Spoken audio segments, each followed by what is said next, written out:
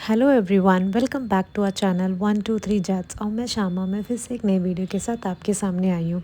तो right now वो सारे ग्रॉसरीज अनपैक कर रही हूँ जो मैंने लास्ट 2 डेज से मंगा के रखा था। जैसे आपको पता है कि मैं ऑनलाइन मंगाती हूँ, फ्लिपकार्ट या फिर अमेज़ॉन। अभी तो अमेज़ॉन में भी 10 मिनट्स वाला शुरू हो गया है कि 10 मिनट्स में डिलीवरी मिल जाता है। तो मैं तो इस बार फर्स्ट टाइम मंगवा रही थी अमेज़ॉन से, वरना मैं फ्लिपकार्ट और स्विगी ही मंगाती थी। तो इस बार स्विगी थोड़ा बहुत स्किप हो गया है। एक्चुअली जब मैं कंपेयर करती हूँ ना, तो मुझे सबसे ज़्यादा रीज़नेबल लगता है फ़्लिपकार्ट। उसके बाद अभी अमेज़ॉन भी लाइक 1-2 रुपीज़ डिफरेंस रहता है, पर फ्लिपकार्ट से अमेज़ॉन थोड़ा कॉस्टली पड़ता है, उससे भी कॉस्टली मुझे स्विगी पड़ता है कभी कभार। पर आई फेल फ्लिपकार्ट और अमेज़ॉन अभी ठीक ठाक है, लाइक 1-2 रुपये का ही फ़र्क पड़ता है उसमें। तो इसलिए मैं ऑनलाइन ही मोस्टली मंगवाती हूँ। और इस बार तो ज़्यादा ग्रॉसरी मंगाना भी नहीं था, क्योंकि लास्ट मंथ आपने देखा था कि मैंने बहुत सारा मंगाया था।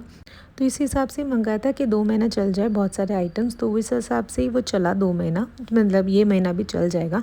पर कोई चीज़ें होती है जो हर महीना मंगवाना पड़ता है, जैसे कि ऑयल हो, जैगरी पाउडर हो, क्योंकि शुगर कम यूज़ होता है तो जैगरी पाउडर यूज़ होता है, घी हो, चाय पत्ती, कॉफ़ी पाउडर, ये सब। और आज जब गई थी ना, तो हरी सब्जियां भी बहुत सारी दिखी थी, तो मेथी ले लिया था और फिर साथ में कोरिएंडर वो सब भी ले लिया था। तो ये सब मैंने ग्रॉसरी इस बार मंगवाया ना, अभी ये सब मुझे रखना भी है। जितना मंगवाना एक काम होता है ना, उतना ही बड़ा काम होता है रखना भी। और ऐसा भी नहीं है कि मैं हमेशा ऑनलाइन ही मंगवाती हूँ, मैं ऑफ़लाइन भी जाती हूँ लेने के लिए। तब मैं डीमार्ट ही प्रेफर करती हूँ। मुझे डीमार्ट बहुत ज़्यादा कॉस्ट इफ़ेक्टिव लगता है, क्योंकि उसमें ना हमेशा जो बड़े बड़े आइटम्स है, जैसे कि शैम्पू, साबुन, ये सब होता है, सोप, ये सब, उसमें हमेशा कुछ ना कुछ ऑफ़र होता है, like by one get one, ये सब हमेशा रहता है। तो आई प्रिफ़र, अगर मैं ऑफ़लाइन जाती हूँ तो डीमार्ट, नहीं तो फिर विशाल मेगा मार्ट भी अच्छा ही है, कॉस्ट इफ़ेक्टिव ही है। और ऑनलाइन मंगाना है तो मैं Flipkart is the best thing to go for online. मुझे बहुत ज़्यादा रीज़नेबल लगता है, बाकी सारे ऐप से फ्लिपकार्ट मुझे रीज़नेबल लगता है। अगर आपके पास कोई और चॉइस है तो मुझे बताना। मैं सिर्फ ये 3 ऐप चेक किया अभी तक, अमेज़ॉन, फ्लिपकार्ट और स्विगी। आप लोग कोई और ऐप से मंगवाते हो और उसमें रीज़नेबल लगता है तो मुझे ज़रूर कमेंट में बताना, मुझे नहीं आइडिया उसके बारे में। ये 3 ऐप में मुझे फ्लिपकार्ट बेस्ट लगता है। तो फ़िलहाल जो ग्रॉसरीज़ मेरे पास ऑलरेडी भरे पड़े हैं कंटेनर्स में, तो वो मैंने बास्केट के अंदर रख दिया है।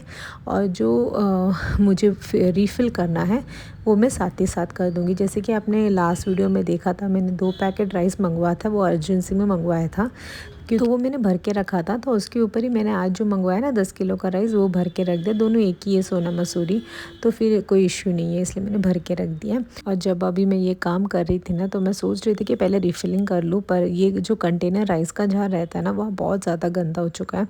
तो मैं सोचा कि चलो एक एरिया लेके चलती हूँ, मतलब जो जहाँ जहाँ हाथ लग रहा है, जहाँ गंदा हो गया लग रहा है, वहाँ पहले साफ़ कर देती हूँ। जैसे कि ये यहाँ पे तेल रहता है, और ये जो लकड़ी है ना, वो भी ऐसा मतलब बोलते ख़राब हो रहा है वो भी, तो इसकी वजह से ज़्यादा गंदगी लगता है। पर तेल का भी प्रॉब्लम है, तेल की वजह से चिकनाहट भी बहुत ज़्यादा हो जाता है। तो इसलिए मैं साबुन लगा के ना अच्छे से रगड़ ले रही हूँ, और पहले ये एरिया क्लीन कर दूँगी। बहुत टाइम लगा था ये एरिया में मुझे।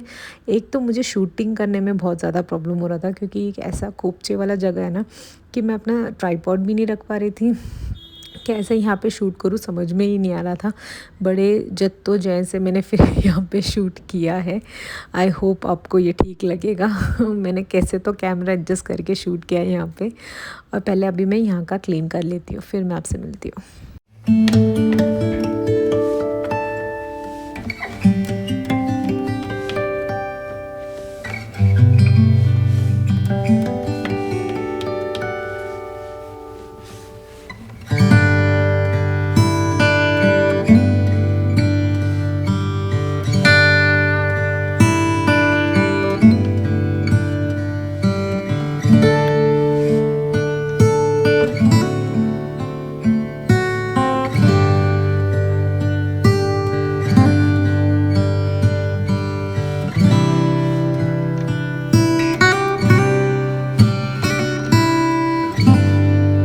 जब शुरू किया था ना आज का वीडियो, तब मैंने सोचा नहीं था यहाँ का क्लीनिंग मैं करूँगी करके, क्योंकि मेरे प्लान में नहीं था। पर जब यहाँ पे राइस कंटेनर निकाला ना, तब देखा कि बहुत ज़्यादा गंदा हो चुका है। तो इसलिए फिर मैं सोचा हाथों हाथ कर लेती हूँ, नहीं तो फिर वो दिमाग के बैक ऑफ द माइंड में चलता रहेगा। तो ये हो गया तो हो गया एक बार ना, तो इसलिए यहाँ पे पूरा अच्छे से क्लीन कर दिया है। और जो कंटेनर्स, ग्लास कंटेनर्स है ना, वो मैं पीछे रखती हूँ। और फिलहाल जहाँ जो यहाँ पे रहता है वो सारी चीज़ें यहाँ पे रख दिया है। उसके ऊपर वाला एरिया नहीं क्लीन किया है, वो करूँगी किसी किसी और दिन। तो फ़िलहाल यहाँ का काम हो गया है, क्योंकि मुझे बहुत सारा काम और भी करना है, तो अभी मैं उसमें सारे में क्लीनिंग में लगूँगी ना तो सारा काम रह जाएगा और रात का खाना भी बचा है तो इसीलिए। तो अभी मैं जो रिफ़िलिंग करना है ना मुझे, उस पे मैं आ गई हूँ। तो मुझे ना घी भर के रखना है, फिर रवा भर के रखना है, तो ये सारी चीज़ें जो जो भरना है वो कंटेनर्स निकाल लिया है मैंने, और साथ ही साथ यहाँ पे भर रही हूँ मैं।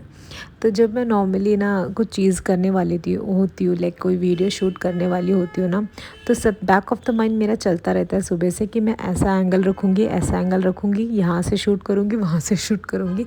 ये जो पूरा वीडियो आपको दिखता है ना, ये मेरे पूरे दिन से मेरे दिमाग में चलता हो रहता है कि ये यहाँ से करना पड़ेगा, यहाँ से एंगल रखना पड़ेगा, कैमरा यहाँ पे रखना पड़ेगा, ऐसा वैसा करके।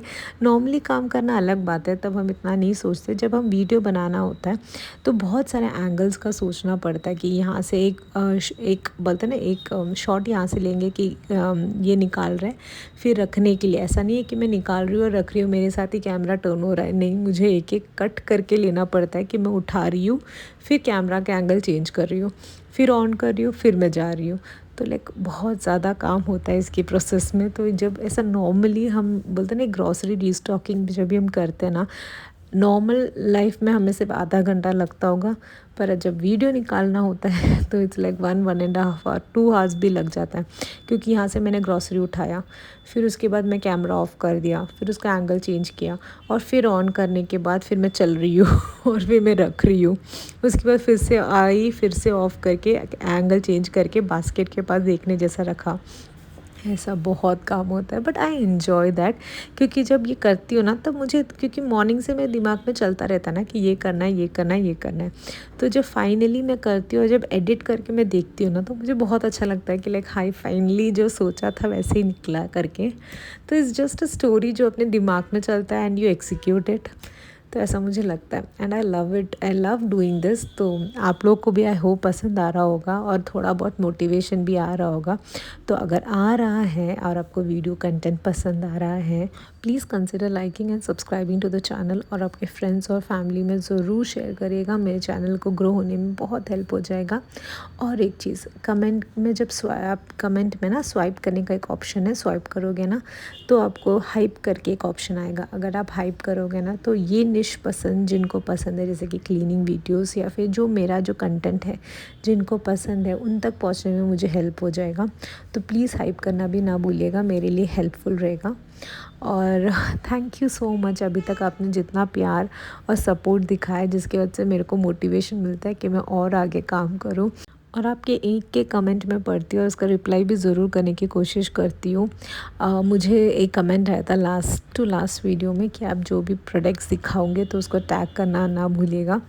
पर इश्यू ऐसा है कि अभी मैं किचन का काम कर रही हूँ, तो इतने सारे प्रोडक्ट्स है कि क्या क्या टैग करूँ। पर आई विल मेक श्योर कि अगर मैं कुछ नया आइटम ख़रीद रही हूँ and I am showing it to you, तो मैं उसको टैग कर दूँगी डिस्क्रिप्शन में, ताकि कोई ख़रीदना चाहता है तो वो ख़रीद सके। इसीलिए तो ये मैंने एक पॉजिटिव सजेशन मुझे लगा कि मेरे को किसी ने अभी तक बोला नहीं था टैग करने के लिए। I felt okay fine, I will do it. मुझे भी एक मोटिवेशन होता है, एक नया एंगल होता है कि हाँ, you are looking forward for my videos, ऐसा मुझे भी लगता है। Thank you so much for putting out that comment. And सारे लोगों को जिन्होंने भी टाइम निकाल के लाइक किया है या एक भी कमेंट किया है वीडियोस में, thank you so much, it means a lot for me. और राइट नाउ हम लोग सारा किचन ऑलमोस्ट क्लीन कर चुके हैं। जब ग्रॉसरी रिफिलिंग होता है तो यहाँ वहाँ धूल उठता ही है, तो मैं हाथों हाथ किचन भी क्लीन कर रही हूँ। वैसे भी 10 दिन तो हो गए अभी क्लीन नहीं किया ना, तो इसलिए मैं थोड़ा अच्छे से स्कॉच ब्राइट लगा के ना साफ़ करके रगड़ के ले रही हूँ। और मुझे अच्छा लगता है, सुकून मिलता है कि हाँ, एक काम होने के बाद किचन पूरा साफ़ हो गया है। और अभी मुझे किचन के अंदर से भी क्लीनिंग करना है, बहुत ज़्यादा गंदा हो चुका है, जैसे कि आपने एक कंपार्टमेंट देखा था, तो इसलिए अभी वो भी काम बचा है।